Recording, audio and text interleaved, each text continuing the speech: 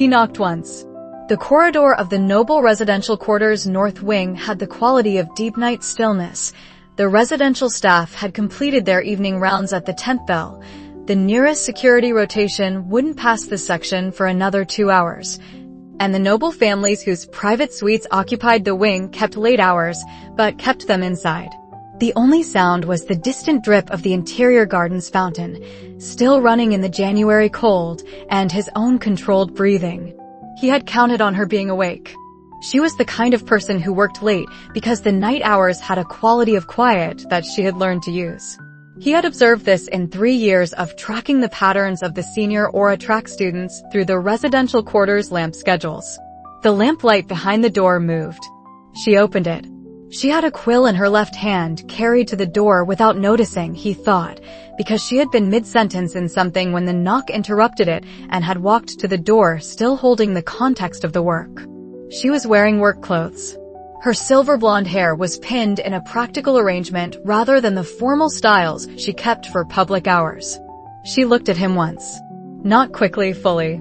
The right hand positioned against his left side, the jacket's coloring in the lamplight, the specific quality of his stillness that communicated calculation rather than rest. She said, "Get inside." She pulled the door wider and stepped back. He crossed the threshold. His left foot found the raised door's sill, a detail he had mapped in the architectural survey of the noble residential quarter in year 2 and had failed to account for in his present physical state, and he pitched slightly forward. She caught him. One hand at his right shoulder, the other gripping his upper arm, the firm, purposeful grip of a gold aura practitioner in her own space, someone who knew how to move weight without fumbling it. She righted him, closed the door, turned the lock in one continuous motion. No hesitation between any of it. She moved him to the chair at the writing desk with a gesture. Straight-backed, armrests practical, the right chair for what was needed. She crouched to examine his side, reading the jacket's coloring in the lamplight. She stood, went to the cabinet beside the writing desk, and returned with a field medical kit, organized, full, stocked with actual materials. Not a standard academy supply. She pressed a folded cloth against the gash through the jacket. "Hold that," she said. He held it. The quill had disappeared somewhere. He hadn't seen it happen. She was examining the wound through the jacket, reading the spread of the bleeding, assessing how far the fabric had darkened. Get the jacket off. Getting the jacket off was not smooth. Lifting his left arm past a certain angle produced a consequence he had categorized as important to avoid, and he could not avoid it entirely. He did not ask for help. She watched him do it. Not from indifference, he understood she was reading his range of motion, cataloging what the process communicated about the specific location and nature of the damage. When the jacket was off, she pressed 3 fingers against his left side at the precise location, and with the precise pressure of someone who knew exactly what they were assessing, and watched his face rather than her hand. He controlled his reaction. She read the controlled reaction. 2, she said. Cracked, not broken. That was my assessment. Breathe in. He breathed in. The kind of inhalation that stops itself where the structural situation makes itself clear, about 2/3 of the way through, at the point where the ribs registered their position with specificity. She watched him and nodded once. She withdrew her hand. The suite was warm. The grate fire in the corner had burned from active flame to consistent coal heat. The lamp on the writing desk gave the kind of light that made the hours before morning feel separately contained, a different register of time from the daylight hours. Through the window the interior garden stones were visible, frosted pale in the winter dark. Outside was cold and January and still. Inside was the quality of a space that was someone's in the specific way that a working space becomes someone's when they have spent enough hours in it. She cleaned the gash, pressed it, assessed the depth. She told him, without preface, that she would stitch it properly in the morning when she could send for suitable materials through the residential service line without the request being notable. Adequate closure tonight. She did it. She produced a support wrap for the ribs, not a full wrap, which would have impeded breathing, but sufficient to reduce the worst of the movement consequence, and guided him through positioning for it with minimal contact. He was aware, through the process, of being the object of a specific competence directed specifically at him, which was a different thing from warmth and which he did not have a ready framework for. The injury was manageable. He had been managing it with clinical detachment since the boundary lamp. What was less managed was the quality of her attention, efficient, unapologetic, asking nothing unnecessary, organized entirely toward resolving the immediate problem without theater or sentiment.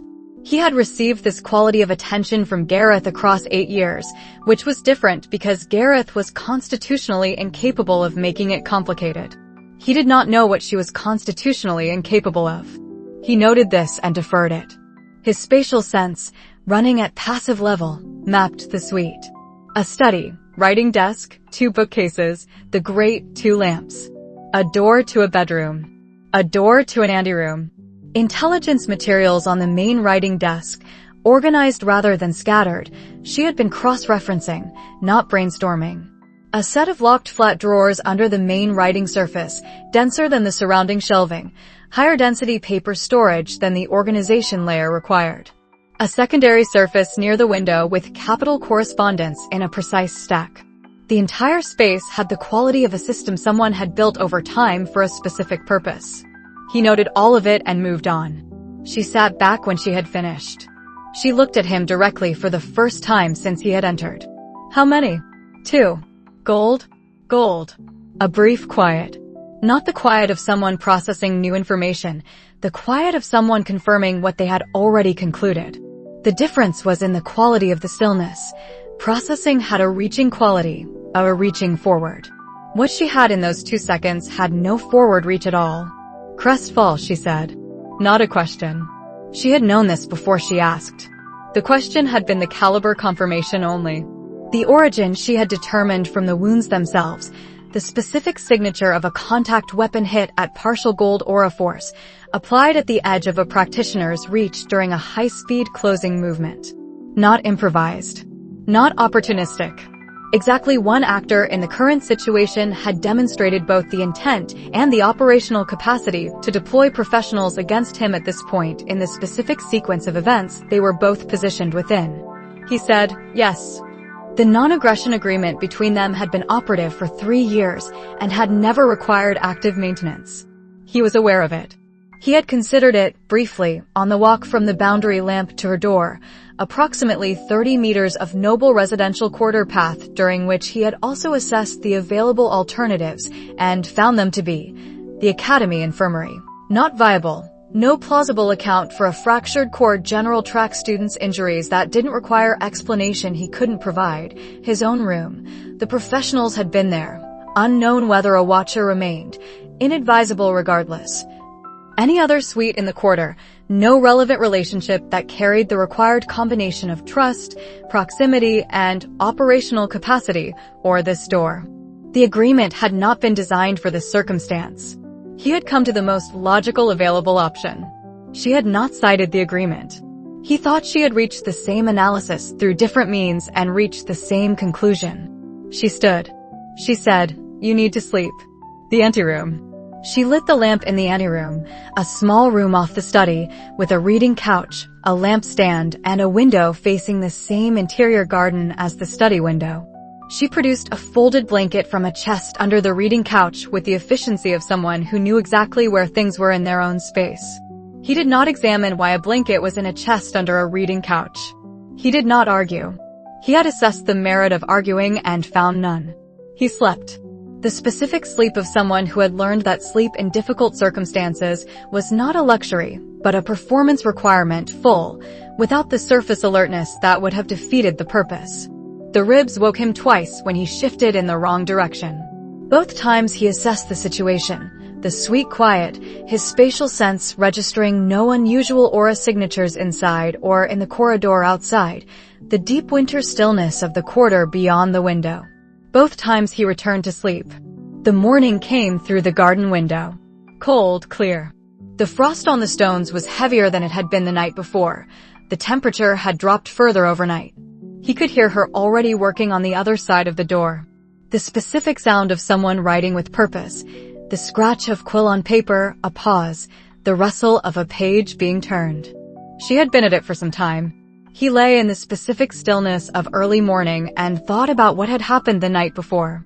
Not the attack. He had mapped the attack to his satisfaction in the first coherent hour after the hit, and the analysis was complete. He thought about the 30 meters of path between the boundary lamp and her door, and the way he had reached the conclusion that there was no better option with an efficiency that, on reflection, had not felt like reaching a conclusion. It had felt like finding something he had already known. He did not examine this too closely. There was work to do. He got up, carefully, and went to see about the morning. She sent for materials through the residential service line in the morning, included in a supply list that also requested lamp oil, 2 candles, a ceramic water jug, and a tea service at the 10th hour. The medical materials did not stand out. They arrived before noon. She stitched the gash properly while the February sun moved through its low arc across the garden stones outside. The frost had cleared from the stones by the 2nd hour. They were dry now, pale gray in the winter light. He sat in the same chair he had occupied the night before. She had given him a clean shirt that fit in the rough way that a shirt given for functional rather than social purposes tended to fit, and he had not asked about it. She worked with a sustained precision he recognized from watching her work on other things: intelligence cross-references, legal documentation, the written arguments she produced for seminar work that always arrived complete rather than drafted. The same quality of full attention applied to a different problem. She was not thinking about other things while she did this. If she was, she had routed this secondary process somewhere it didn't interfere with the work at hand. He did not find it necessary to fill the silence. Neither did she. She said, at some point tying off a stitch, not looking up, House Voss tradition. He waited. My father required field medical training for all household staff and every family member above the age of 10. He started it in the 2nd generation. She tied the next stitch. He said lords who couldn't treat their own people in a crisis had no business commanding them. He made no response. He understood she had not told him this for the information. She had thought of it, said it before deciding whether to say it, and found that having said it a door it was connected to had come open somewhat. He was Lord Commander for less than a year, she said. Her voice carried the same quality it always did, flat, precise, nothing performed. Appointed year 5. Died year 6. Officially cardiac arrest. Age 49. She considered a stitch placement. He had never been sick a day I saw. He had excellent health. He was not the kind of man who died quietly of a thing no one had anticipated. He remained still with the specific quality of stillness he had learned to maintain when someone was saying a thing they had held for a long time. Not blank, not projecting, but genuinely present and genuinely not requiring anything back. She told him. Not in the order of a prepared account. She had prepared accounts, he was certain, and she was not using one. She told it in the order the pieces surfaced, which was not the chronological order and was not the order of descending importance. It was the order of someone who has sorted through something so many times that the sorting itself has become a kind of memory. Her father had been appointed Lord Commander, the highest military office in Valdris.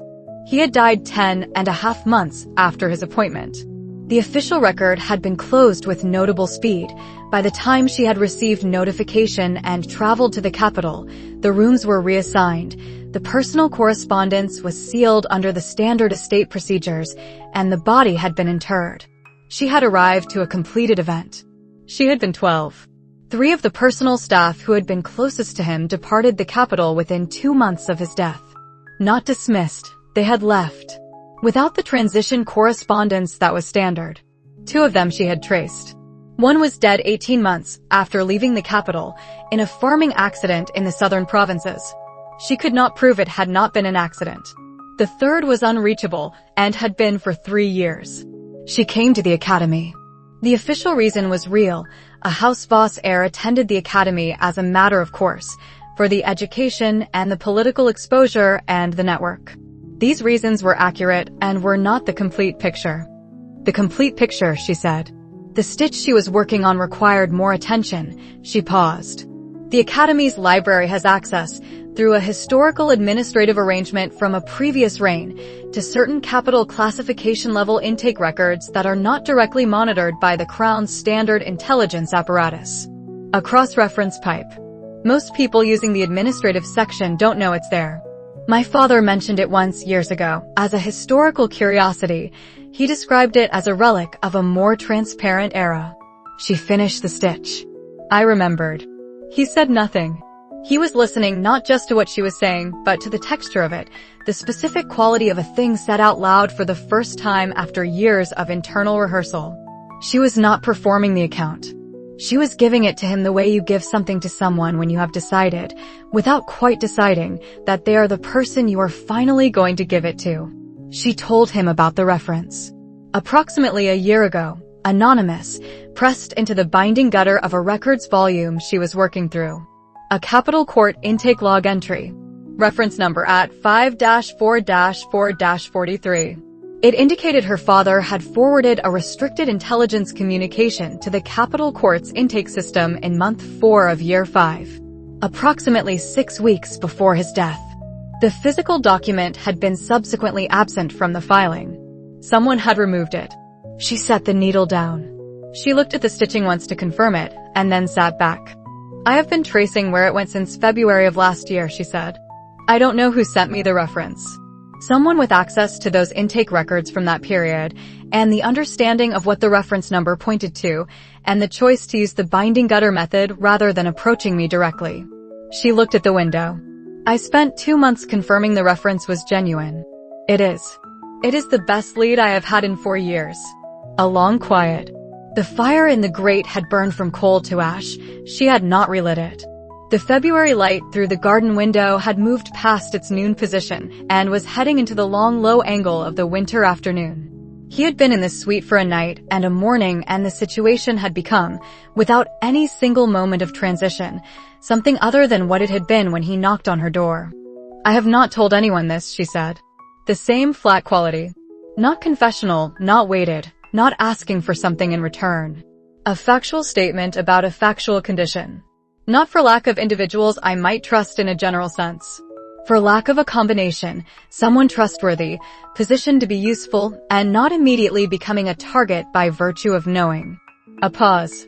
The circle with all 3 properties was, until recently, either empty or small enough that the risk of including anyone exceeded the benefit.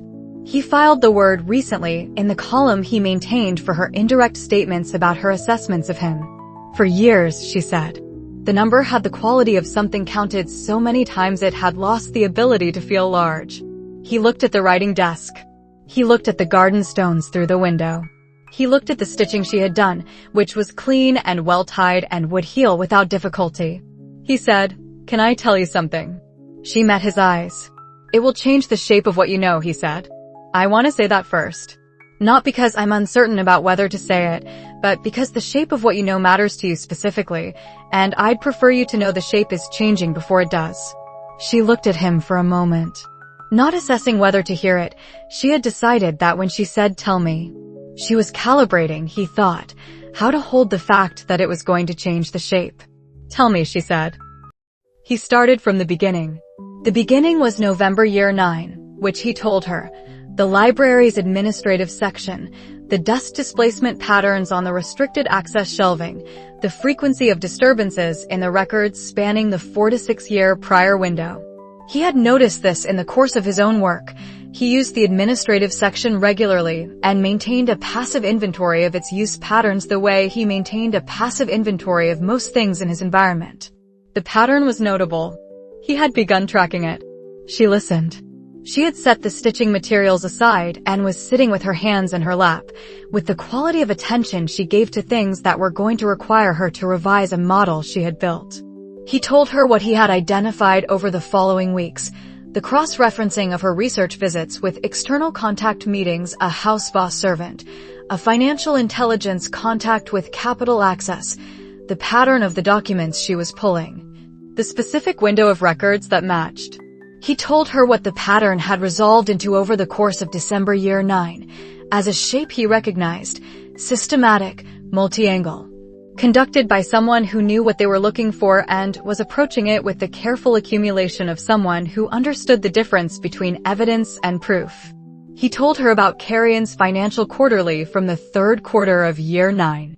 He had been using Carrion's quarterly to track the Duke Crestfall's frontier intelligence operations, a separate matter entirely, and the quarterly had contained, in a regulatory compliance footnote, a Capital Court intake log cross-reference with no obvious relevance to the document's stated subject matter. He had pulled the cross-reference. It led to at 5-4-4-43. She went very still. He continued. He told her what the reference said, a communication forwarded by Lord Commander Aldric Voss, month 4, year 5. Restricted Intelligence Classification. Capital Court Intake System. Physical document subsequently absent from standard filing. He told her about the decision he had made in late January year 10. An hour of consideration at his desk in the residential tower. The conclusion, he had intelligence she didn't have and did not know she didn't have, and she had reached a dead end, and the anonymous routing was the method that gave her the lead without requiring an explanation of how he had found it. The Thornfield trade paper, the same paper source he had used for previous documents that needed to exist without traceable origin. The reference number written in an unattributed hand. He told her where he had placed it, in the binding gutter of the Year 5 Administrative Log 2nd volume, at the specific page she would reach on Thursday of the first week of February, based on her established research pattern. He had not gone back to observe the result. He had tracked it through the passive spatial sense layer 3 days later, the 45 seconds of stillness from the east alcove in the administrative section, the quality of that stillness, the paper taken when she left. Silence. The fire in the grate. The winter light on the garden stones outside, heading into the late afternoon angle that made everything seem further away than it was. The reference in the binding gutter, she said. Not loud. Not a question. That was you. Yes. She looked at him. He had been the direct object of her full assessment before, in the year 1 tournament, over the 3 years since. In the conversations they had had in the specific register of 2 people who were always measuring the conversation against what was not being said. This was different. This was the particular look of someone finding that a model they had built carefully and with genuine accuracy was nonetheless missing a load-bearing element, and that the element had been present the whole time, and that the implications of its presence required structural recalculation. She did not look away. He held the assessment. You were monitoring my research, she said. Yes. For how long? November year 9 was the start. The external contact identification was December year 9. Passive monitoring continued until the dead drop placement. He said this with precision because imprecision would have been its own kind of dishonesty, and she would have identified it. I did not interfere with your investigation. I did not contact your sources. I did not alter the records you were using. I did not share what I observed with anyone else. I monitored the pattern to understand what it was. And then you used it. Yes. And you used it by placing a document that altered the course of my investigation. Yes. She was quiet for a moment. Not angry. He would have been able to read anger. It had a specific quality in her. What she was doing was deciding how to hold the full scope of it, which was different from accepting it and different from rejecting it. She was deciding what position to occupy in relation to it. She said, "Why not tell me directly?" Direct contact would have required disclosing that I had been monitoring your research. At the time, I assessed that disclosure would not have been well received. That, she said, is an accurate assessment of how I would have received it in year 10. The note in her voice indicated she was separating how she would have received it in year 10 from how she was receiving it now. He registered this. He said, the honest version of the decision was, I had intelligence you didn't have and didn't know you didn't have. I decided to use it for you. The anonymous routing gave you the lead without requiring you to account for the source, which preserved your operational security and the investigation's integrity. She looked at the writing desk, the locked flat drawers, the organized surface. She looked at the window. She said, "You've been helping me." Carefully. Why? He considered the question. Not because the answer was unclear, it wasn't. Because the answer was specific, and he wanted to say it with the precision it deserved rather than in the register that would have been easier to say. The easier register was something like, because it was the right thing to do, which was true and also incomplete. The complete version required saying both parts. Because you're right, he said. Your father was killed. The investigation you have been running for 4 years is correct in its premises, its methods, and the direction it's pointing. The destination it's pointing toward is real and matters, not only to you. A pause. And, because someone should. You have been doing this alone against opponents with significantly greater institutional access for 4 years. That circumstance didn't have to continue. She looked at him. He looked back. The light through the window had moved. He thought it was the late afternoon now, or close to it. They had been in this conversation for the better part of the day, working backward through the shape of what she had not known and he was aware that at the other end of the day there was a different shape to what they were. She looked away, at the window, for a moment that had a specific quality, the quality of someone who is letting something land rather than processing it immediately. When she looked back, her face had the composure she wore in most circumstances, which was not a performance, but was genuinely her. The grief and the 4 years and the thing he had just told her were in there, and the composure was also in there. And they occupied the same space. What else do you know, she said. Not a confrontation. The next question. She had decided, somewhere in the 20 seconds between looking away and looking back, to move forward rather than to adjudicate what had happened before. He registered this as a specific choice she had made, not a default. He told her, the intake references implication, that her father had routed the communication through the Capitol Court's intake system rather than military channels, which meant he had distrusted either the standard monitoring or someone who had access to the standard channels. The 12-day anomaly in the intake system's processing record, which indicated that someone with intake system access had manually redirected the document's routing before the standard filing process completed. The subsequent absence from filing, which indicated the redirection had removed it from the accessible system rather than misfiling it. He told her what he hadn't been able to determine from the Academy's position, the document's identity, its current location, and the identity of whoever had removed it from the filing. She said, there is a cross-reference channel into the Capitol Court's administrative intake indexing. The historical pipe I described, it provides access to the intake log's routing records, not just the entries.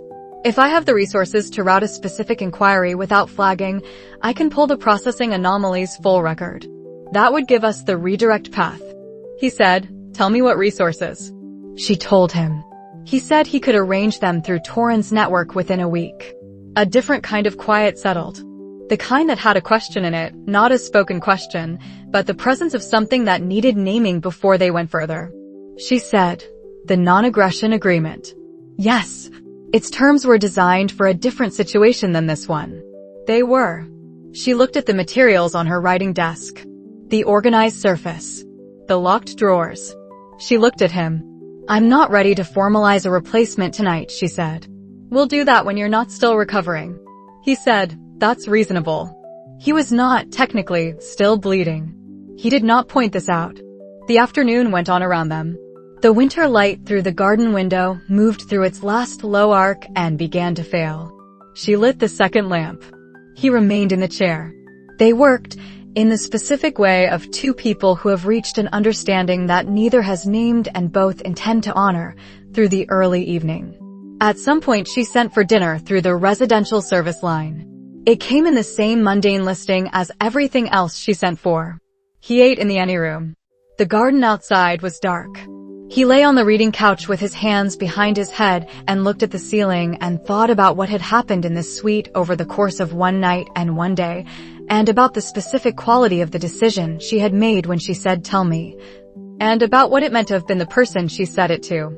He filed this with appropriate precision and went to sleep. He stayed in the anteroom for 3 days. He had intended, after the first night, to return to his own room. His spatial sense had confirmed by the second morning that the professionals were gone from Academy grounds. The noble quarter's security presence, combined with the report the Duke would be waiting for, made any continued Academy operation inadvisable for them. His room was safe to return to. His seminar schedule was 2 days behind. The pre-dawn sessions were inadvisable with the ribs in their current state, But the academic work didn't require the ribs. He went back to the suite after breakfast on the second day. He told himself this was because the joint analysis work required proximity to her intelligence files, and the logical efficiency of working in the same location was preferable to exchanging full drafts by letter between two different rooms.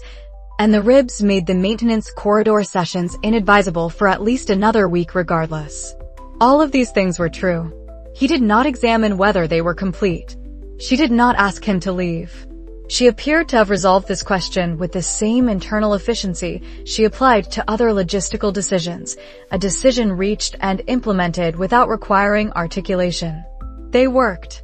She pulled the intelligence files from the locked flat drawers under the writing desk. For years of documentation, organized in a system that was entirely hers, color-coded marker sequences on the folder edges, a notation shorthand she had developed. Cross-reference numbers that connected specific documents to each other without stating the connection explicitly in the text. The system of someone who had been its sole user and had optimized it for that condition. She explained it to him once. He had it. He spent the first afternoon mapping her intelligence against his own capital network analysis. The overlaps were confirmatory rather than redundant. Her sources had reached several of the same nodes through entirely different pathways, which strengthened the picture significantly. Both of them having arrived at the same point through different routes was more valuable than either arriving twice. The gaps were also informative. Her library-based approach and her House Voss intelligence contacts had captured capital-specific patterns and social-political movements that his Eastern Frontier and commercial intelligence streams had missed. His network had the commercial and institutional intelligence her approach hadn't reached. Together the picture was larger than either had had alone. It was larger in ways that were immediately useful and in ways that were going to require significant additional analysis before they produced anything actionable. She worked on the Capital Court Access Channel. He drafted the resource requests for Torrens network, 3 specific routing elements, framed as commercial record research, accurate in the sense that commercial cover was accurate and incomplete in the sense that the research was not primarily commercial. He wrote them in the cipher notation he used for Torren correspondence. She read them over his shoulder at one point, silently, without commenting on the notation system. On the third afternoon, in the specific quality of light that the February sun made on the interior garden stones between the second and third hours after noon, low angle, white-gray. The kind that made things seem precise at their edges without being particularly warm, they were working through the intake system's processing anomaly, and he said something about the redirect path within the intake log's own internal movement record. He said, the anomaly in the processing record, the 12-day window between intake confirmation and the document's disappearance from standard filing, showed a specific signature. Not a processing error. Not a standard administrative action. The internal movement record had a characteristic that indicated manual override of the automated routing process. Someone with intake system access had redirected the document before the automated filing process completed. That required either an administrator with the specific authorization level for manual routing overrides, or someone who had obtained a temporary access credential through the procurement process. She said that matched something she had found through a different route. A capital court administrator named Carvin Aldis had handled intake processing around year 5 and had subsequently received an unusually rapid promotion into a sealed records management position. She had surfaced his name twice through different intelligence contacts without being able to do anything with it. The promotion timing aligned with the period 6 to 8 weeks after her father's death. He noted the name. He added it to his analysis layer. He said, the promotion into sealed records management was consistent with a reward for a specific service, rather than standard career advancement. The access level that position provided would have given Aldis ongoing capability to manage document classification in ways that were extremely difficult to trace. She said, which explained how the document had stayed hidden for 6 years without surfacing in any of the standard archival review processes. If the person responsible for classifying sealed records was the same person who had hidden the document, the standard review mechanisms wouldn't catch it. He said, correct. she said, without any particular emphasis, looking at the intake log notation she had been making. My father found evidence of treason and tried to bring it through official channels and was killed before he could. That is what this is. He said, yes. She did not move for approximately 10 seconds. He was looking at the analysis map he had been building on the secondary writing surface. He was not looking at her. His spatial sense registered the specific quality of her stillness, different from working stillness, which was productive and forward-directed. This was the stillness of someone who has said a thing out loud that they have known for 4 years, and is now experiencing the particular weight of having said it to someone who agreed, who had assembled independent evidence, who had confirmed it without qualification or hesitation, or the expression people wore when they thought she might be a daughter protecting a father's reputation against the more reasonable explanation. In 10 seconds her face held something he had not seen before. He became aware of this in his peripheral vision, not the direct object awareness of someone watching, but the incidental awareness of someone who was looking at the analysis map and registering the change in the quality of the space. He did not look directly at her. What he registered, not grief. Not the performance of grief or the suppression of it. Something he did not have a ready name for, which had the quality of a weight that had been carried for a very long time, entirely alone, and was now, for approximately 10 seconds, in the presence of another person who could see it and did not require her to hold it in any particular configuration. She reassembled. The control he knew was genuinely hers, not a surface applied over what she felt, but the real equilibrium she had built over years of managing what she carried, in which both the weight and the composure had equal standing. He had watched her maintain this equilibrium through 3 years of academy politics, through the investigation, through the lone crisis that had happened around her while she tracked it from the administrative section. He had seen it hold. He had not, until this moment, seen the moment just before it held. When he looked up, she was looking at the writing desk. He looked back at the analysis map. Neither of them named what had happened. There was nothing that needed to be named. They had both seen it with the specific accuracy of 2 people who read things well, and they had both understood what the seeing meant, and the naming would have altered it in ways that the not naming preserved. He had once read, in his first life, in a book he had forgotten most of but not this, that the truest forms of understanding between people were the ones that didn't require language to confirm them. He had thought it sentimental at the time. He had revised that assessment. She turned back to the document she had been annotating. He turned back to the analysis map. They worked for another hour. The garden outside went dark. She lit the second lamp. He continued the analysis. He noted, in the specific notational layer he maintained for things that were significant but did not require immediate action, that this was the first time he had been present for something she had not chosen to show and had shown anyway, and that she had not adjusted her posture or voice or precision in the hour following, and that the work they had done had continued without any visible modification on her part, same precision, same efficiency, same dry assessment of each document as it passed through the analysis. He noted that this was a kind of trust, and that he had not been the one extended it toward, and that she had extended it anyway, and that he did not know what to do with that except to honor the form of it, to not name it, to not mark it, to continue working. He did continue working. The evening progressed. At some point he stopped being aware of the ribs. The formal arrangement came 4 days later. He had returned to his own room on the morning of the 4th day. The ribs passed the stage of injury at which movement was catastrophically inadvisable. His seminar schedule requiring attendance before the absence became itself notable. The professionals confirmed gone from academy grounds by 3 days of passive spatial monitoring that had found nothing. He retrieved what he needed from his room, attended 2 afternoon seminars, and returned to the suite at the evening hour. She had left the door on the latch. He had not expected this. He registered it, came inside, closed the door behind him. She had organized the intelligence files overnight into a different format. No longer the working system with its notation shorthand and color-coded markers, but a clean summary document, 8 pages. Each section headed with a classification level from her own system, annotated with confidence grades on the sourcing. She had done this without being asked, which meant she had decided, sometime in the night between the 3rd and 4th day, what the next conversation was going to be, and had prepared for it. He had brought 3 things: the extracted subset of his capital network analysis that was directly relevant to the Lord Voss question, a map of the Order's confirmed presence indicators at the Academy and in the capital, and the Crestfall intelligence file, the full version, not the reduced form that had gone to the journalist. He put all 3 on the writing desk.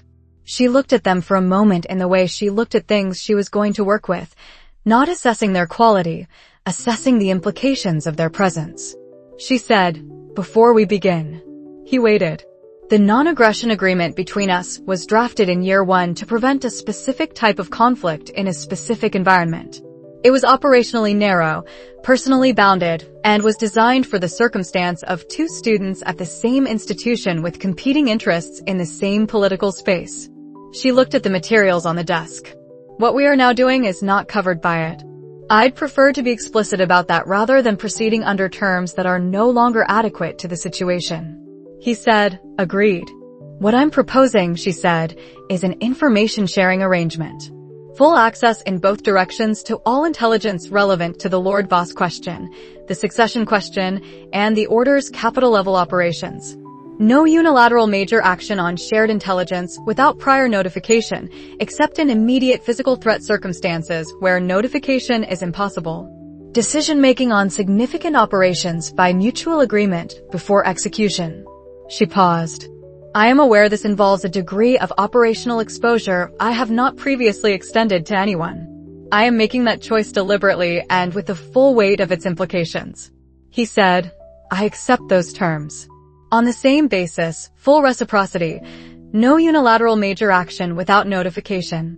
I'll add access to Torrens network for the Capital Court routing inquiry, which operates under its own operational security structure. Torren knows me by name. You would be introduced as a trusted associate, and he will satisfy himself independently about your reliability. This is his standard practice and is not a reflection of specific skepticism toward you." She said, "Acceptable." He said, "There are elements of my capital network I won't share in full detail because they involve sources who haven't been made aware of your involvement and whose security requires compartmentalization. I will share conclusions from those sources with confidence levels without identities. I'd expect the same condition applies to some of yours." "Yes," she said. "Same condition on my end." A brief quiet. She said, "Then we're agreed." She extended her hand across the writing desk. It was not a gesture she made often. House Voss operated on written agreements, formal seals, documentation built for the historical record. She was extending her hand specifically because the written form was wrong for this arrangement. It would have created a document in a situation that required no documents, and she had substituted the directness of the physical acknowledgement as the appropriate alternative. He shook her hand. Her grip was firm and precise, held for exactly the right duration, released cleanly. They began. It took the rest of the evening. She laid out her intelligence first, using the summary document she had prepared, 5 primary threads, each annotated. The death timeline and its anomalies, the speed of the official processing, the specific medical record that had been filed without her father's personal physician's signature, the estate documentation that had moved through probate faster than any House Voss estate in the previous 40 years. The staff departures, 3 names, 3 timelines, the 2 she had traced and what she had found. Her father's communication pattern in the final weeks, elevated volume, specific archival access directions, a meeting notated in his personal diary with the initials RA in the week before his death.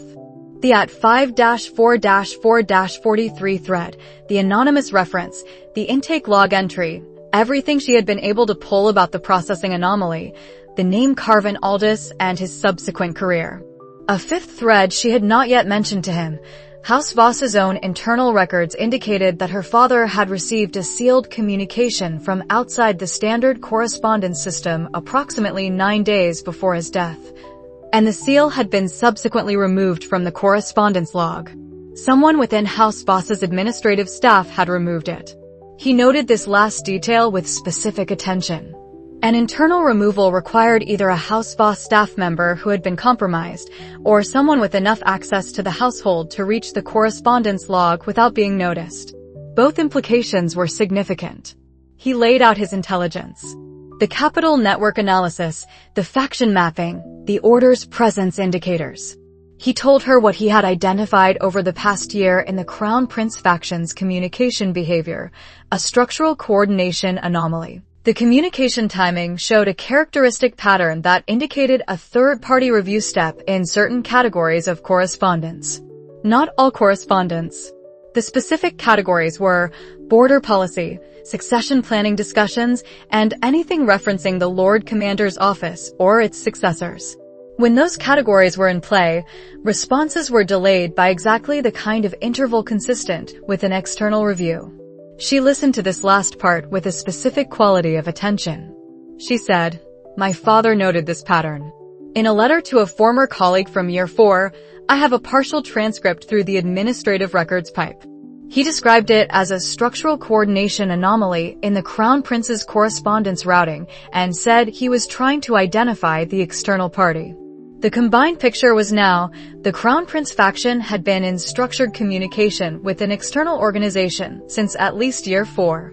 The organization's identity was not yet confirmed in their joint analysis, but its operational fingerprints, the administrative access demonstrated in the intake log redirect, the ability to remove a sealed record from House Voss's own correspondence system, the resources required to disappear 3 household staff and manage the subsequent estate processing, were consistent with an organization that had both institutional and political access at the capital level. Lord Commander Aldric Voss had identified the coordination anomaly and had been building toward a specific document, something concrete enough to bring to the king, something worth routing through an unofficial channel, when he was killed. Kael spread his order indicators on the writing desk. The confirmed presence elements at the academy, the Velen network, the secondary structure he had mapped, the pattern of academy-level operations going back 3 years. The capital-level indicators, 2 confirmed church administrative positions that corresponded to the organization's operational pattern, a commercial entity that had served as cover for the Velen funding that matched a capital-based financial routing in the Duke Crestfall's intelligence file. She studied these for a long time. She said, "The Church of Light." Not a question. Not certainty either, a hypothesis offered with the precision of someone who has arrived at it through multiple independent lines and is naming it for the first time. He said, "The institutional structure matches. The access level matches. The specific operational capabilities, administrative reach, capital financial routing, the ability to manage an estate processing, all match an organization with both church connections and access to the Noble Council's administrative apparatus." He said the next part carefully, "I don't have direct proof of the organizational identity. I have a convergence of indicators that point to an organization operating through the Church of Light's administrative infrastructure." She looked at the indicators map for another moment. Then she looked at her own intelligence summary. Then she looked at the writing desk between them, at the combined material that neither of them had had alone. "My father died trying to stop this," she said. Not yet the full formulation, she was getting to it.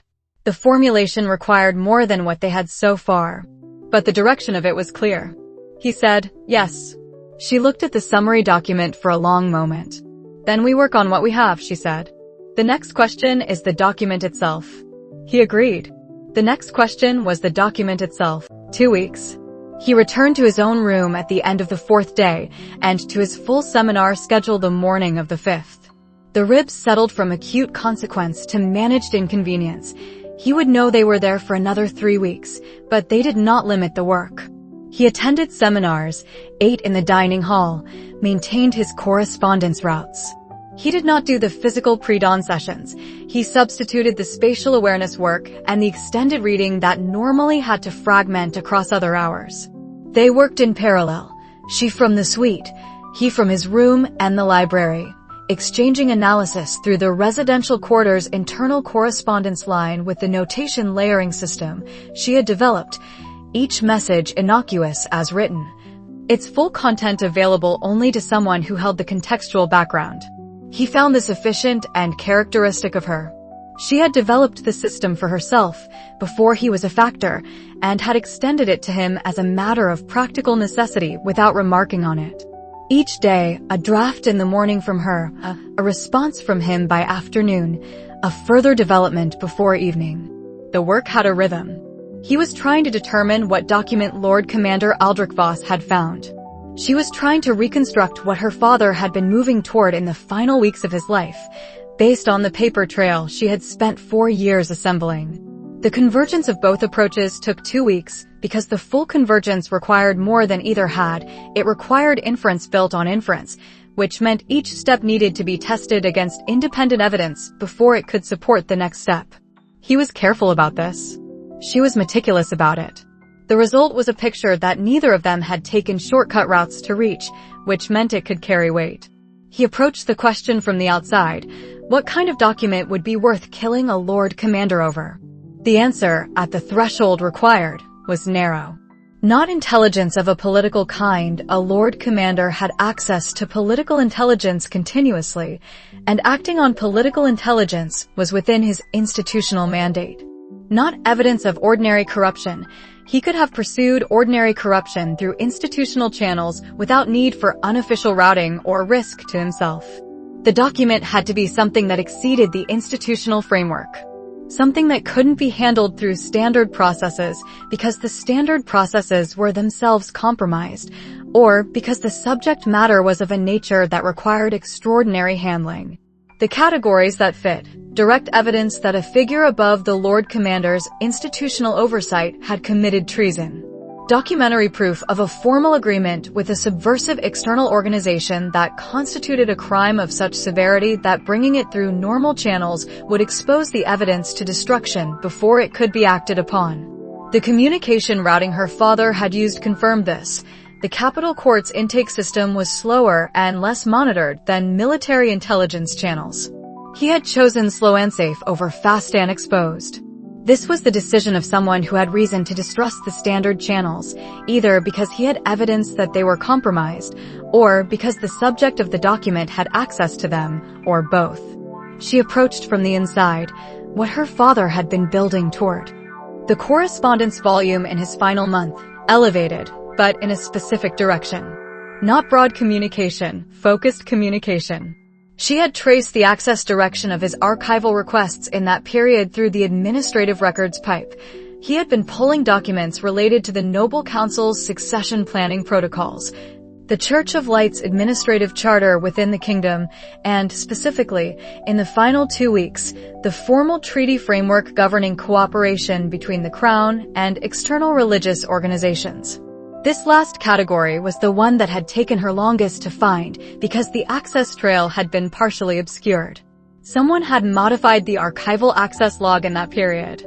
Not destroyed it, modified it, replacing some of his access records with records of unrelated requests that happened to use the same timestamp window. She had identified the modification because the replacement records had internal formatting inconsistencies with the authentic records around them. He read this in her draft on the 9th day and understood immediately. The same organization that had removed the document from the intake filing had also modified the access log to hide the direction of her father's research. 2 operations, both requiring administrative access to different systems, both executed within the same approximate period, both aimed at the same goal, eliminating the evidentiary trail. He sent back, the access log modification tells us they knew what he was looking at before he died. They were monitoring his archival access in real time. Someone within the archival system was providing operational intelligence to them. She sent back, that afternoon, Carvin Aldis.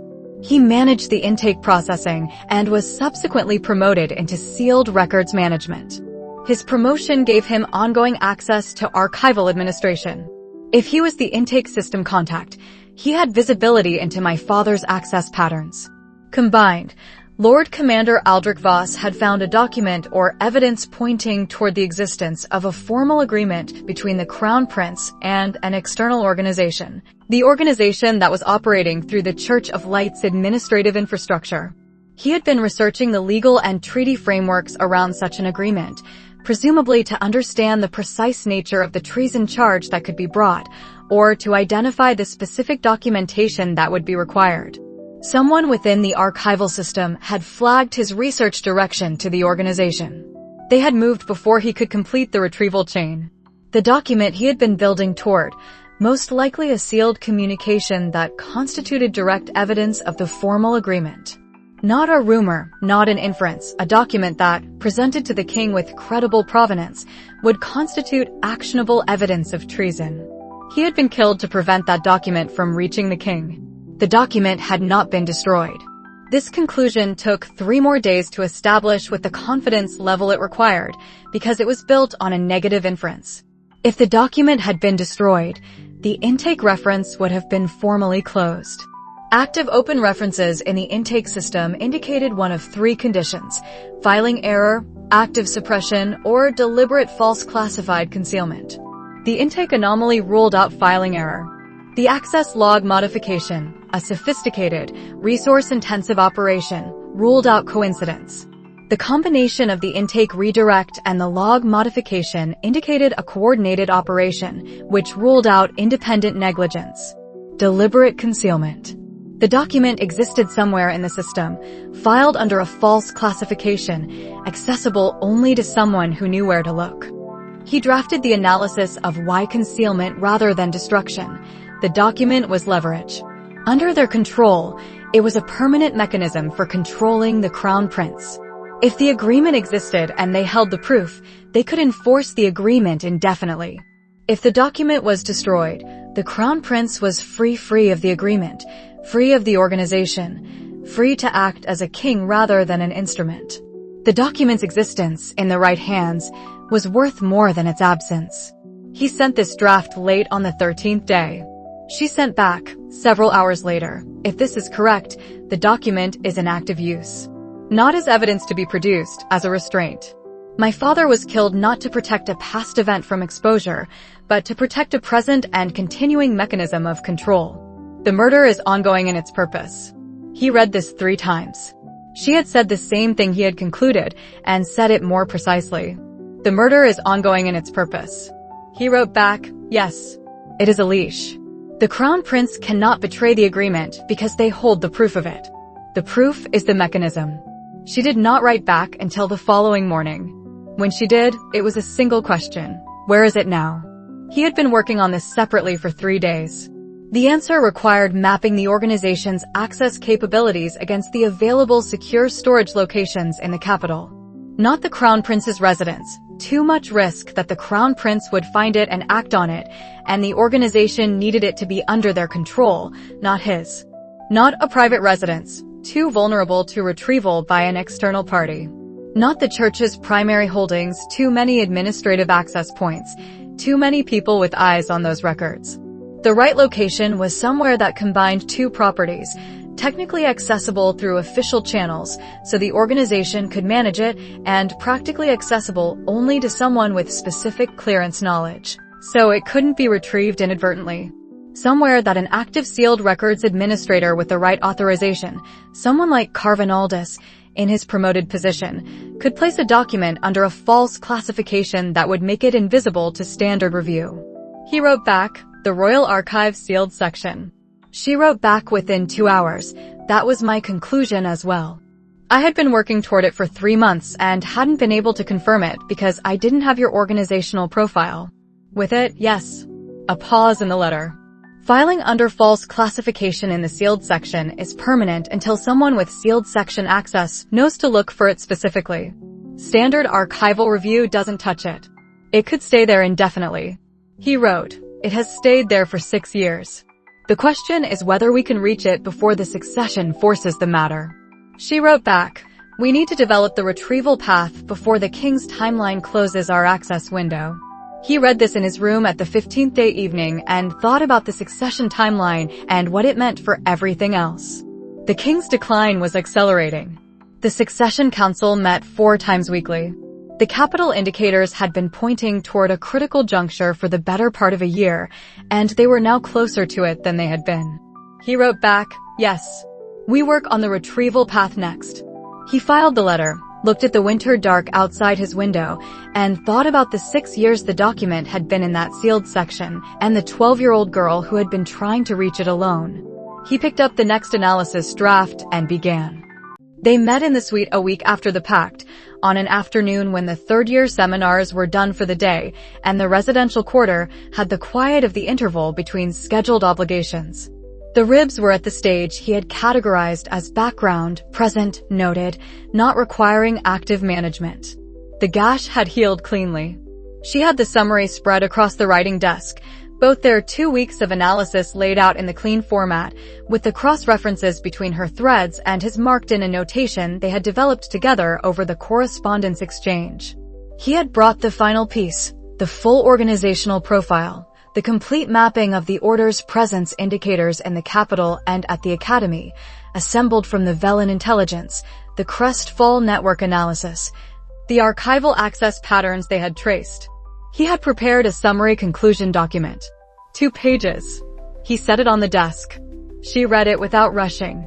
She read it the way she read everything that mattered, once through quickly, then back to specific points, then the whole again at a slower pace. He looked at the garden outside. The late winter had a particular quality at this hour. The light going golden at a low angle, the frost gone from the stones during the day but returning by evening.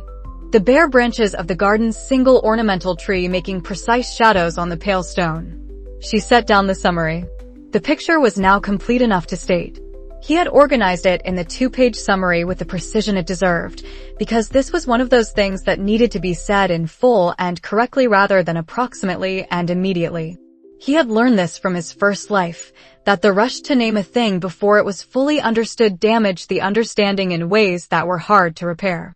But they were at the point where the full understanding was available. She said, "Tell me the complete version." He said, "Your father was appointed Lord Commander in year 5.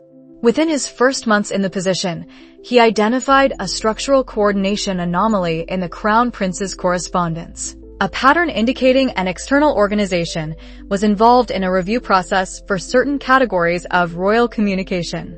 He began investigating the identity of the external organization and the nature of their involvement." She was looking at the writing desk. He continued. The investigation led him to a specific document, a sealed communication constituting formal agreement between Crown Prince Aldric and a representative of the organization operating through the Church of Light's administrative infrastructure. The agreement, based on its operational implications, the ongoing control the organization exercises over the Crown Prince's policy choices, constitutes a formal treasonous arrangement. The organization receives institutional influence over Valdris's governance in exchange for supporting the Crown Prince's succession. It is an agreement to deliver the kingdom. The garden outside. The late afternoon light. Your father attempted to route documentary evidence of this agreement through the Capital Court's intake system.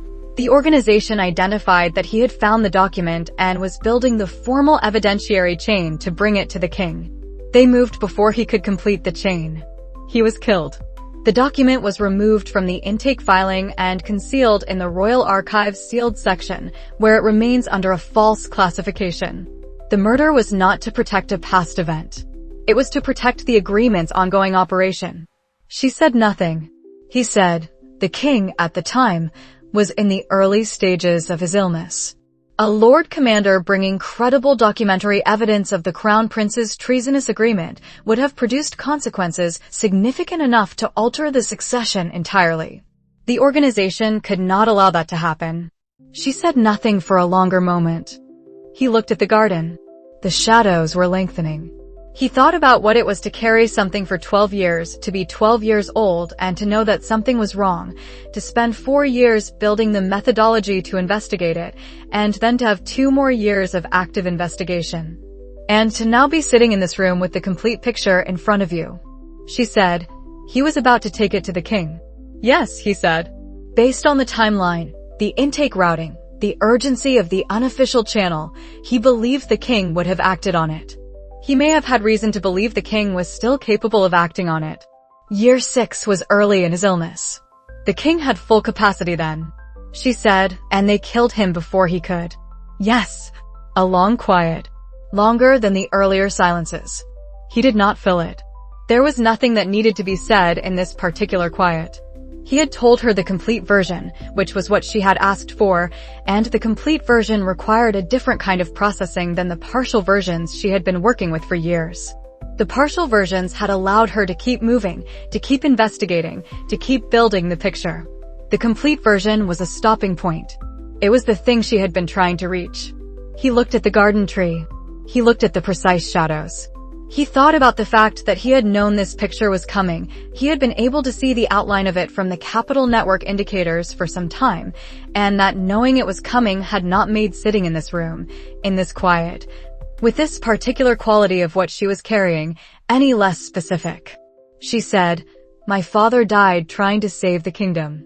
Not a question. Not a conclusion being reached, a thing being said out loud that she had not been able to say before because the evidence hadn't supported it fully enough, and now it did. He said, "Yes." The quality of that yes. He had thought about how to say it. There were several ways to confirm a thing, and they were not all the same. He had chosen the shortest, because the shortest was the most precise. He was not saying it was sufficient. He was not saying it was all right. He was not saying it had meaning in the religious sense. He was saying, "The thing you have just said is true, and I know it is true, and I am confirming it to you as true, and I understand what it means that it is true." She understood all of that. Neither of them said anything else for some time.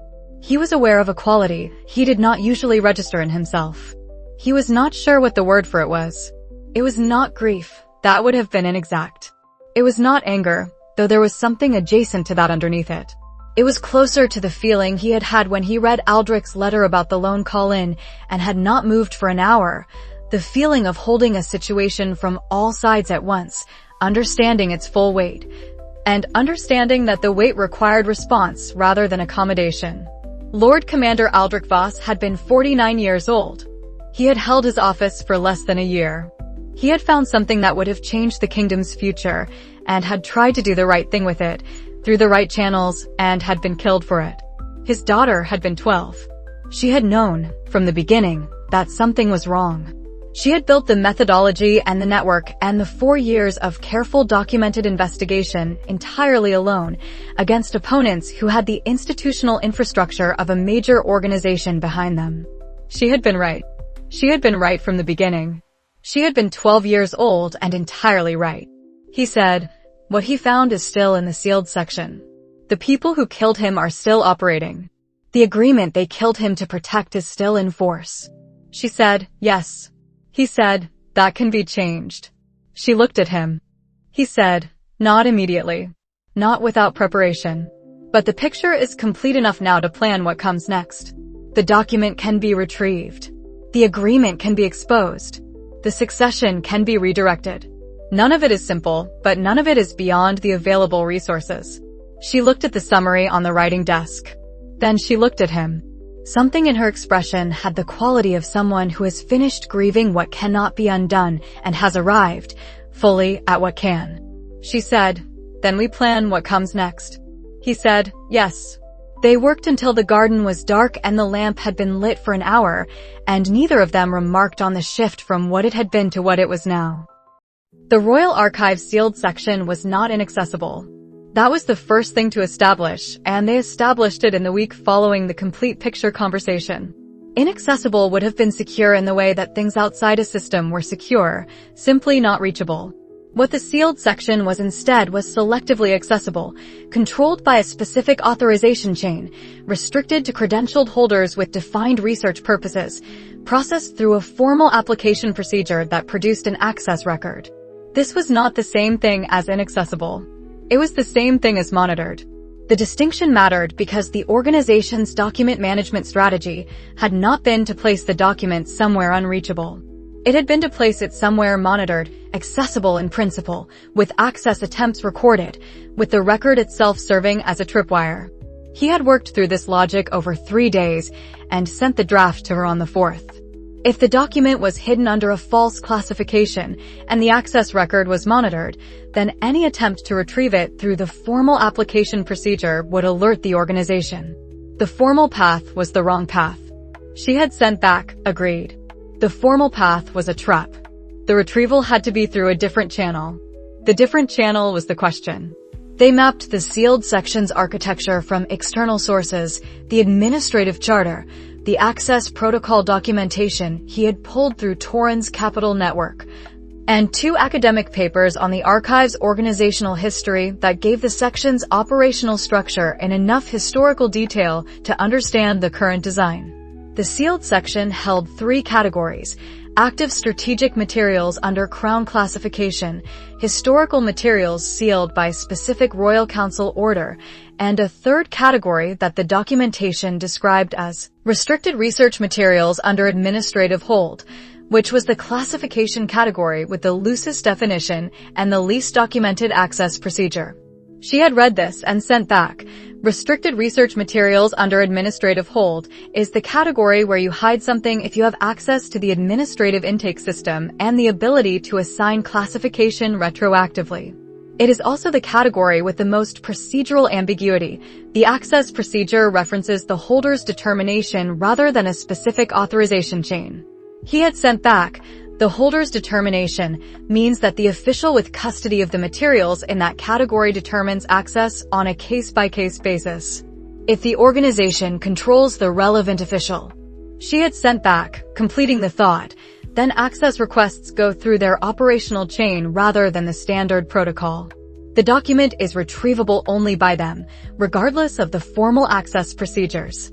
It is not hidden from the system, it is hidden within the system, behind a human firewall." The human firewall was Carvin Aldis. The timeline was consistent. He had processed the initial intake redirect, received his promotion into sealed records management, and had been in that position continuously for the past 6 years. He had custody of the restricted research materials under administrative hold category in the archive's organizational structure, which meant access requests for any document in that category crossed his desk. Any formal request for access to the document, even under the correct classification information, would be forwarded to him. He would identify it. He would flag it to the organization. The organization would know that someone knew where the document was. The trap was complete. The direct retrieval path is closed, he had written on the 8th day. The only viable approach is indirect. Either remove the firewall, which would require addressing Aldis and would alert the organization regardless, or access the physical document without going through the administrative procedure at all.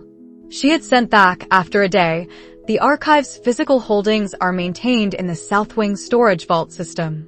The sealed section's physical materials are in Vault Sublevel 3. Physical access to that sublevel requires a different authorization chain from the administrative access procedure. It operates through the archivist's office rather than Aldis's department. The organizational connection to the archivist's office is less clear." He had read this carefully. A physical access path that operated through a different administrative chain, one where the organization's specific footprint was less established, was a different kind of opening than the formal document request. It was not an easy opening, but it was a different shape. He had sent back, "Before we develop a physical access plan, we need to confirm 2 things, that the document exists in the sealed section rather than having been moved, and that Aldis's authority over the administrative hold category is the relevant obstruction rather than a different organizational mechanism." She had sent back, "I can confirm the first through the historical access pipe. The intake reference is still active, meaning the document hasn't been formally closed or transferred to a different system. It is still in the archive's active holdings under some classification." He had sent, "Confirm it. And develop your best assessment of Aldis's current standing in the organization." She had sent, "Working." That had been 3 days ago. He was waiting for the confirmation. In the interim, he had been working on the second question, the one that sat behind the document retrieval and was the reason the retrieval mattered. The document was evidence of a treasonous agreement.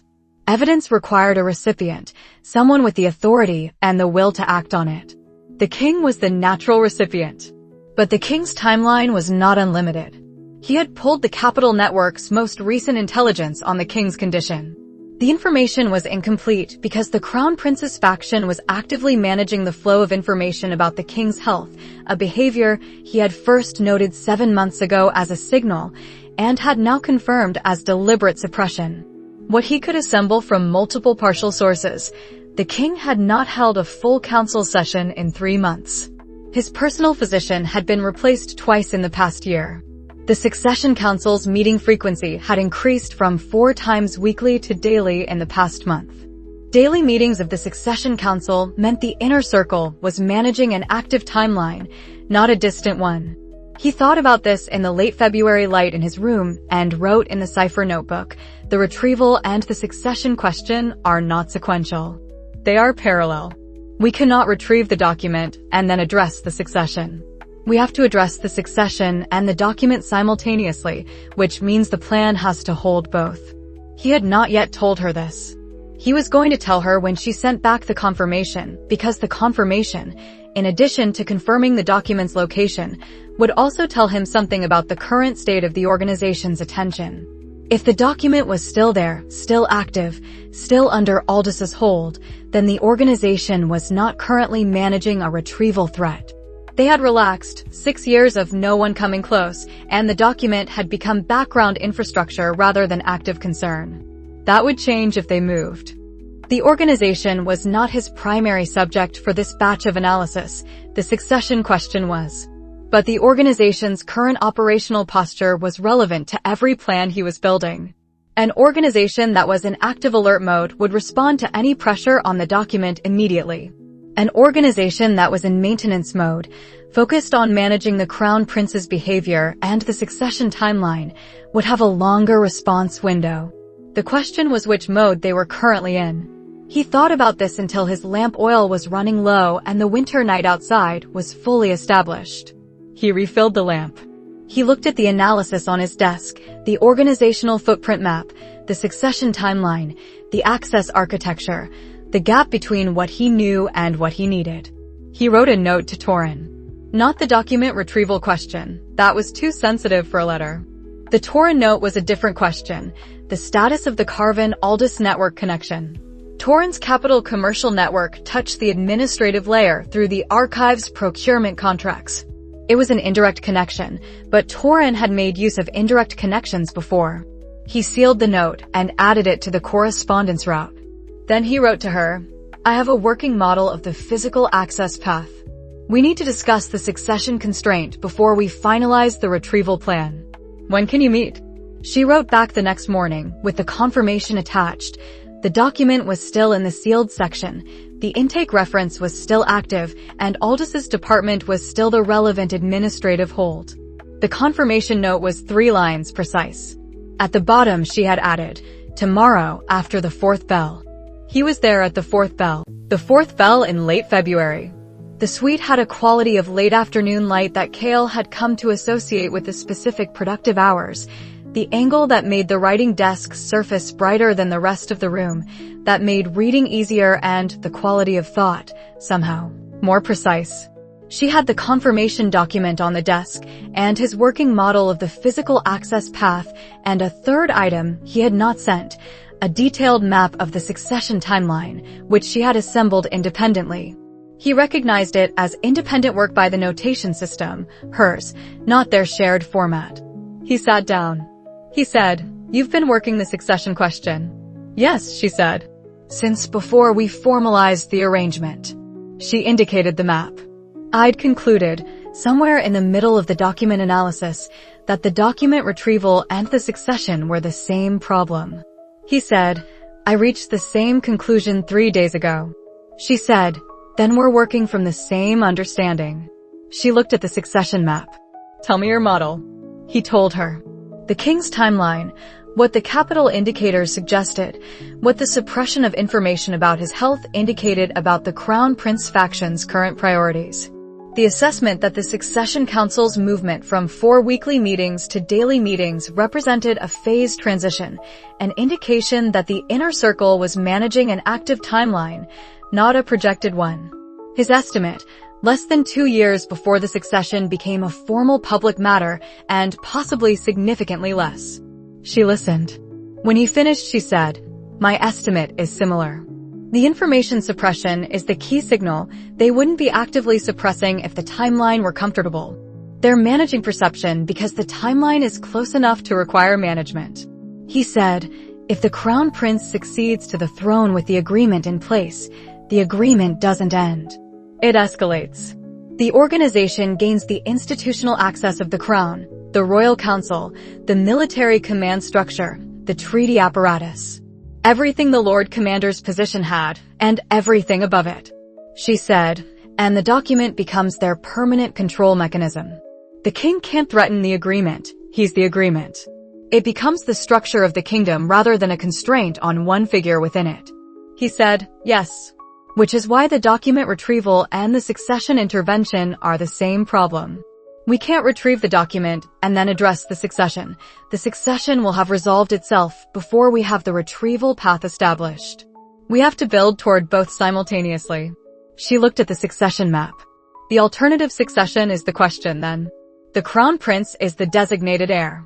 Replacing him as heir requires either a formal challenge through the noble council, which would take months and would give the organization time to respond, or a development that changes the king's own disposition toward the succession.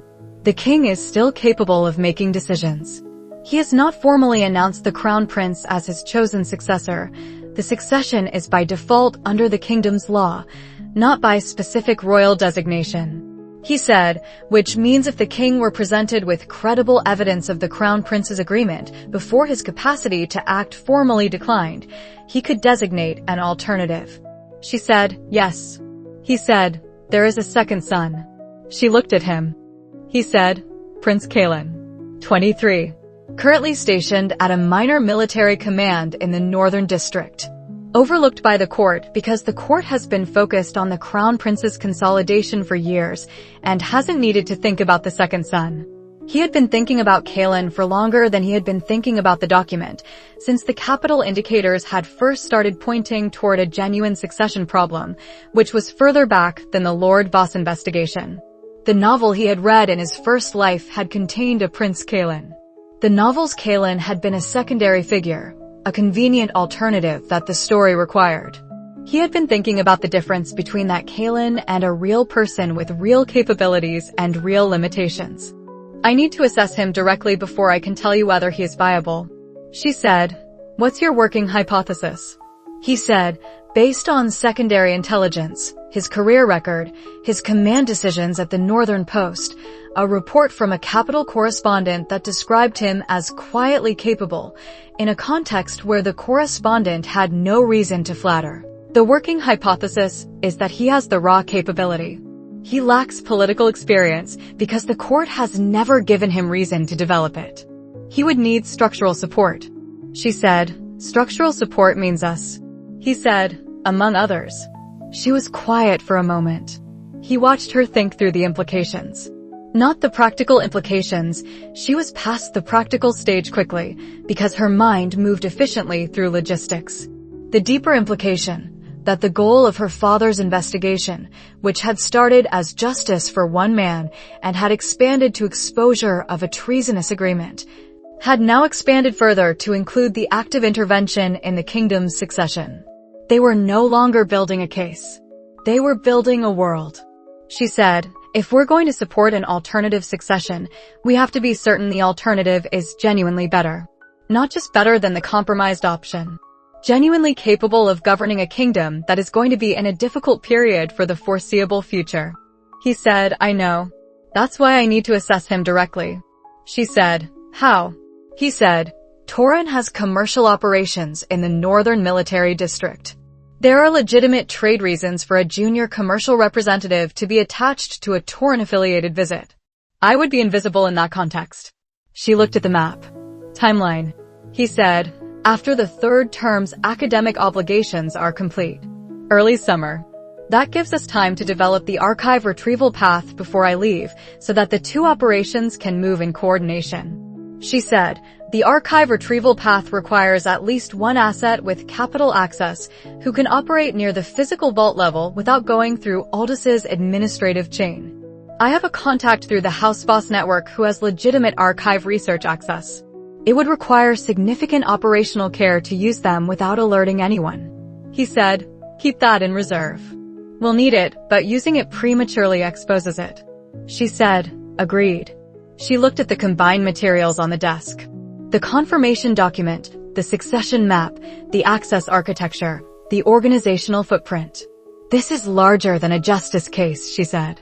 He said, "Yes." She said, "I know. I'm not asking you to confirm it. I'm saying it because it's the kind of thing that should be said out loud when it becomes true, rather than arriving at it without notation and then finding out later that you built on a foundation you didn't examine." He said, "Then, yes. This is larger than a justice case. It is a succession intervention and an archive retrieval and an intelligence operation against a capital-level organization that has been in place for at least 7 years, in a kingdom whose king is dying and whose designated heir is a tool of that organization. And the timeline is probably under 2 years." She said, "Yes." She looked at the window. "When I was 12, I wanted to know who killed my father. I thought that would be enough."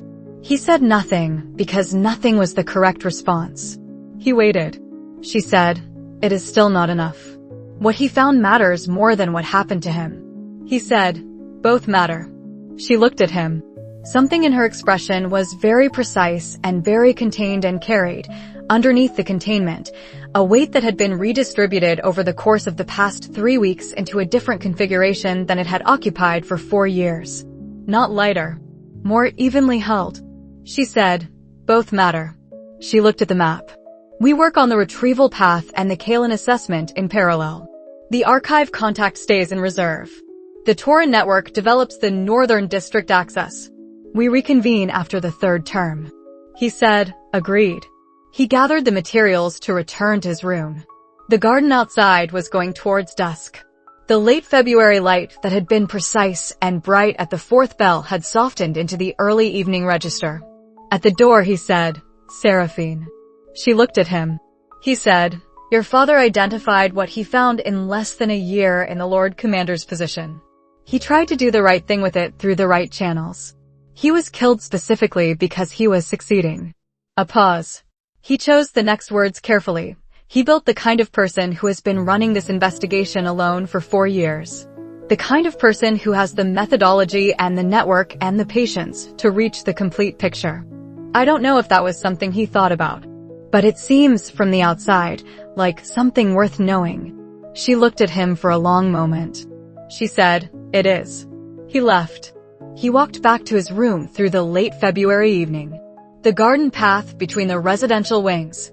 The bare ornamental tree making its winter pattern on the pale stone. The security lamp at the east corner, which he had noted when it was replaced in September. He thought about the difference between a 15-year-old who had entered this building and a 16-year-old who was building a succession plan.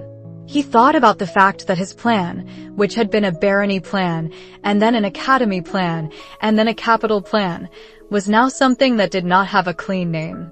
He thought about what it was going to require. He thought, briefly, about Lyra, who would probably have something to say about all of this, and about the fact that he had not written to her in 2 weeks because the letter he owed her would require more honesty than his current situation permitted. He wrote to her that night.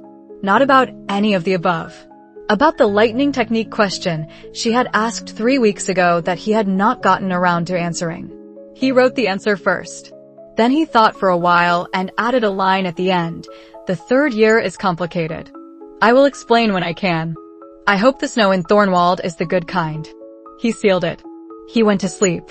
The letter from the capital arrived on a Tuesday in the 3rd week of February, through the correspondence route he had been maintaining for 2 years. It came through Carrion's quarterly courier, which was the discreet channel rather than the standard mail system, and it came from a source he had been cultivating for 18 months. A junior staff member in the Crown's Household Administrative Office who had no idea they were a source and who had been routing information to Carrion's network through what they believed was a commercial contract for document formatting services. The information in the letter was not about commercial document formatting. He read it once, standing at his desk in the gray morning light. He read it again sitting down. He put it in the cipher box. He opened the cipher notebook. He wrote, "King's physicians expect survival no longer than 2 years. Information actively suppressed by the Crown Prince's faction. The inner circle is managing the timeline, not the transition. They are suppressing the timeline's existence to prevent the formal succession discussion from beginning while they consolidate position. The king remains capable of decisions, but is spending decreasing hours in official capacity." He put the pen down. He looked at the notation.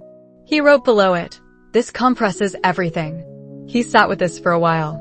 The gray morning light through his window. The courtyard below, with the usual morning traffic of third-year students moving between the residential tower and the academic wing. He watched the courtyard with a specific quality of observation that wasn't watching the courtyard at all. It was looking at the wall of his room while the information settled into the analysis layer it belonged to. 2 years at the outside. Possibly significantly less. The suppression was the signal. They were not suppressing information about a timeline that was comfortable to manage openly.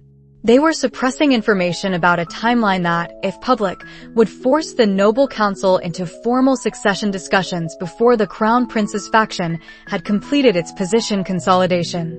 Which meant the faction assessed the noble council as currently insufficient to support the crown prince's succession if the discussion happened on its actual schedule. Which meant that if the information became public at the right moment, the formal succession discussion would begin before the consolidation was complete. He pulled out a clean page and began a different set of calculations. He sent the letter to Seraphine that afternoon, without the original source information, but with the conclusion and the confidence level. She sent back within 2 hours, "I had partial information suggesting this. Insufficient for a firm conclusion. With your addition confirmed. The timeline is under 2 years." He sent back, "The full plan has to move faster than we discussed yesterday. The Kael assessment cannot wait for the end of the 3rd term." She sent back, "Agreed. The Tauren Northern District contact can be developed over the next 4 weeks if you send him the introductory letter today." He sent the letter to Tauren that evening. He spent the following 2 days rebuilding the plan architecture around the compressed timeline. The document retrieval, the Kael assessment, the Noble Council positioning, these had to occur in a different order, with a different concurrency, than the plan they had been developing. The king's 2-year window was a ceiling, not a target. The usable window was shorter. He needed the succession discussion to begin while the king still had capacity for formal designation, and while the crown prince's faction was still consolidating rather than consolidated. The usable window was probably less than a year. He wrote this in the cipher notebook and looked at it for a while.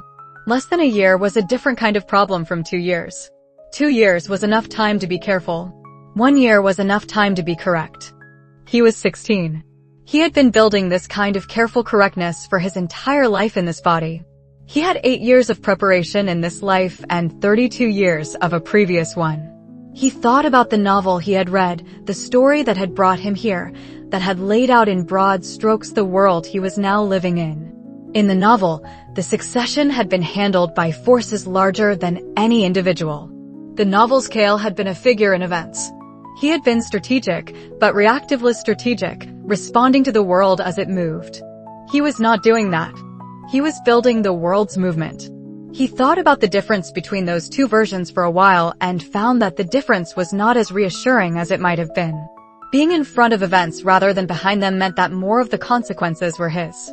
The novel's version of this story had not included sitting in a room in the Academy's residential tower in late February of year 11, working through a succession plan that would require coordinating an archive retrieval, a prince assessment, a capital network, an intelligence operation against a church-affiliated organization, and a noble council political campaign, all within a year, all without alerting the organization that had killed a Lord Commander for knowing less than he currently knew. The novel had not been this specific. He was grateful for that, because the specificity was the part that required him to be better than anyone he had read about. He continued working. The Capital Network's next update on the king came 10 days later.